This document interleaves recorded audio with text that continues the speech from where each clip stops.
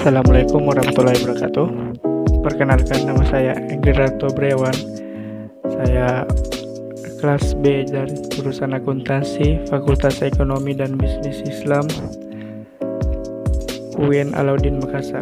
Pada kali ini saya akan menjelaskan materi tentang diksi yang terdiri dari sinonim, homonim, denotasi, konotasi, kata umum, dan kata khusus, di mana materi tersebut saya akan menjelaskan pengertian beberapa contoh kalimatnya.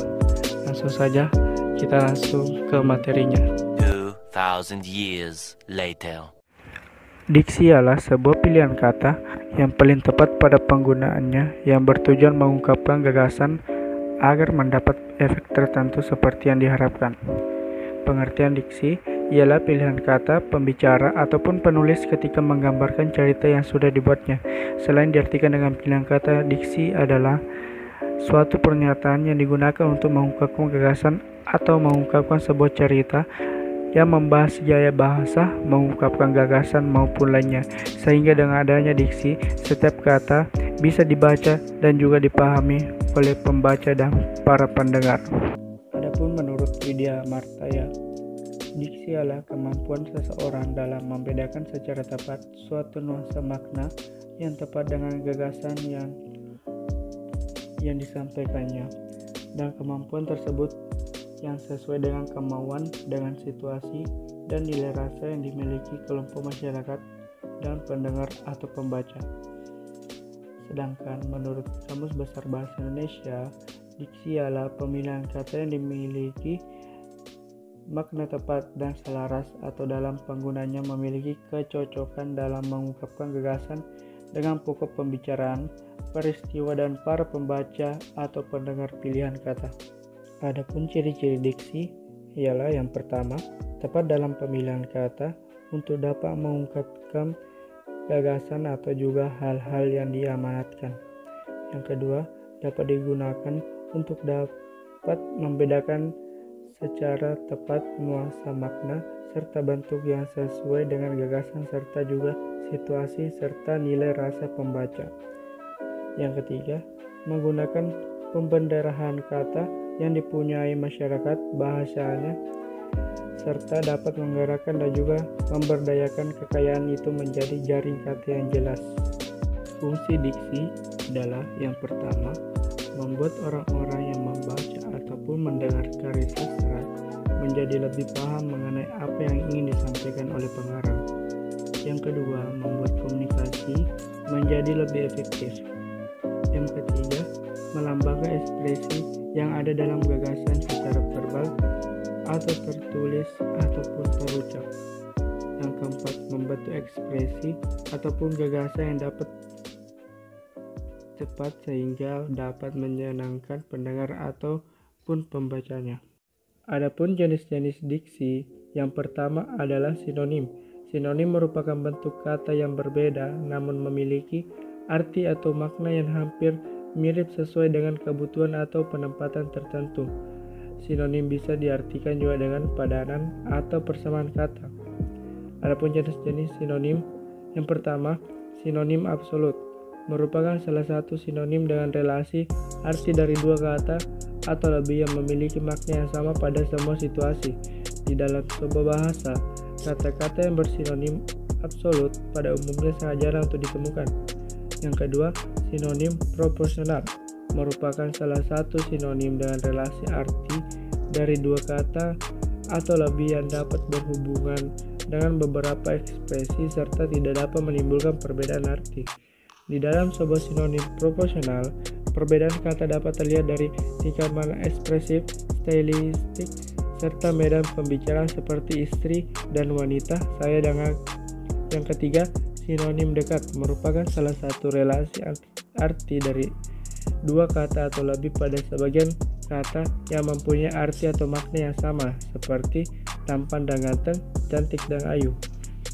Contoh dari sinonim dalam bentuk kalimat yaitu Ranina mempunyai paras yang amat cantik sehingga mampu membuat para lelaki jatuh hati padanya. Sinonim paras bisa digantikan dengan wajah atau bentuk. karena memiliki arti yang sama. Selanjutnya, jenis dari diksi yang kedua adalah homonim.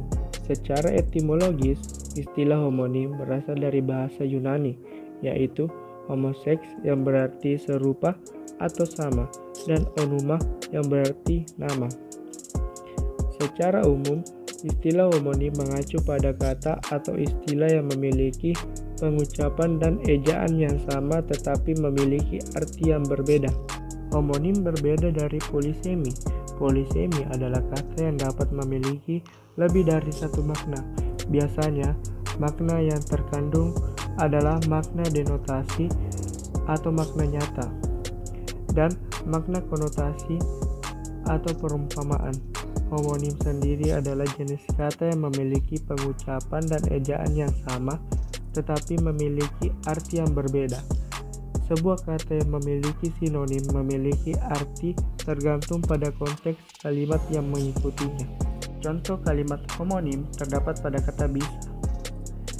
Kalimat pertama, Ilham bisa memainkan piano dengan tangannya. Kata bisa berarti mampu. Kalimat kedua, bisa ular kobra itu menyebabkan kematian. Kata bisa di sini berarti racun dari ular kobra tersebut. Yang ketiga yaitu denotasi. Adalah makna yang sebenarnya atau makna yang sesuai dengan pengertian yang dikandung oleh kata sebuah kata. Kata makan artinya memasukkan makanan atau memasukkan sesuatu ke dalam mulut, dikunyah dan ditelan. Arti kata makan tersebut ialah makna denotatif. Makna denotatif disebut juga makna umum. Contoh kalimat dari denotasi adalah: yang pertama, penyandang kanker dibawa ke rumah sakit. Penyandang di sini artinya penderita. Yang kedua, pecandu. Pecandu narkoba sedang menjalani rehabilitasi di Nusa Kambangan. Pecandu di sini artinya pengguna. Yang ketiga, Joni meraih juara umum dalam lomba 17 Agustus. Meraih di sini artinya mendapat. Yang keempat itu adalah konotasi. Berbeda dengan denotasi, konotasi merupakan kata atau kalimat yang mengandung makna yang tidak sebenarnya. Dapat dikatakan, kalimat konotasi ini sebagai kata yang memiliki frasa dan tidak langsung mengacu pada kalimat sesungguhnya. Contoh kalimat konotasi yaitu: yang pertama, Andre ditegur oleh bosnya karena ia bekerja dengan setengah hati. Setengah hati di sini artinya tidak sungguh-sungguh. Yang kedua, setelah hampir 3 jam, para pemadam kebakaran itu akhirnya berhasil memadamkan si jago merah. Si jago merah di sini artinya adalah api kebakaran. Yang ketiga, Ilham menjadi kambing hitam atas masalah itu. Kambing hitam di sini adalah orang yang dipersalahkan. Selanjutnya adalah kata umum. Kata umum adalah sebuah kata yang mempunyai ruang lingkup yang luas, yang mana kata-kata tersebut masih dapat diperincikan atau dijabarkan menjadi lebih khusus dan menjadi lebih sederhana, sehingga dapat disimpulkan bahwa definisi kata umum adalah kata-kata yang di dalamnya mengandung makna yang masih bisa untuk dijabarkan. Yang terakhir adalah kata khusus. Kata khusus adalah sebuah kata yang mempunyai ruang lingkup yang terbatas, atau makna kata khusus sifatnya sempit, yang mana kata tersebut sudah tidak diperincikan lagi atau dijabarkan lagi, sehingga dapat disimpulkan bahwa definisi kata khusus adalah kata yang di dalamnya mengandung makna yang tidak bisa untuk dijabarkan lagi. Contoh perbandingan kata umum dan kata khusus adalah: kalimat pertama, Aisyah membawa barang-barang kesayangannya saat camping. Yang kedua, Donna menjinjing pakaian telah ia beli dari mall. Berdasarkan dua contoh kalimat seperti tersebut, maka diketahui bahwa pada kata membawa mengandung kata umum dan kemudian pada kata menjinjing mengandung kata khusus. Kedua kata tersebut, yakni membawa dan menjinjing, mempunyai arti dan kegiatan yang sama. Perbedaannya hanya terletak pada sifat dari kedua kata tersebut.